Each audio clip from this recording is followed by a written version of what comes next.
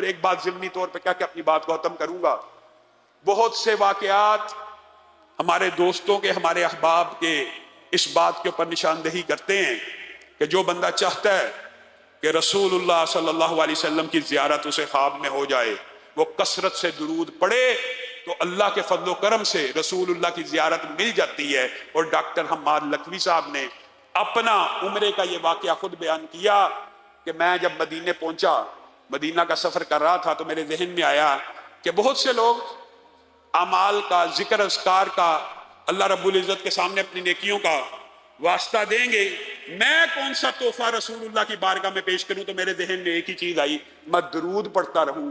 میں نے درود پڑھنا شروع کیا، جتنے دن مدینے میں رہا درود ہی پڑھتا گیا۔ تو ایک رات رسول اللہ کی خواب میں زیارت ہو گئی اور انہوں نے مجھے کہا، حماد لکھوی صاحب آپ کا تحفہ ہم نے قبول کر لیا۔ بتائیے، یہ درود پاک کی برکت ہے، اور درود پاک کثرت سے پڑھنے کی وجہ سے انسان غموں سے، انسان پریشانیوں سے، انسان ڈپریشن سے دور ہو جاتا ہے۔ ابی ابن کعب کو یہی کہا تھا نا، بڑھا لے، کتنا؟ 1/3 اور کر لے، تیری مرضی، اور کر لے۔ اللہ کے رسول، پھر میں اپنے ذکر کے سارے اوقات کے اندر صرف درود ہی پڑھ لوں گا؟ تو رسول اللہ نے کیا کہا تھا؟ پھر یہ درود اکیلا ہی تیرے سارے کے سارے معاملات کو سیدھا کر جائے گا، تیرے لیے کفایت کر جائے گا، تیری پریشانیوں اور غموں کو دور کر دے گا۔ اور جو بندہ درود پڑھ کے اللہ سے مانگتا ہے، اللہ رب العزت اس کی ہر دعا کو سنتے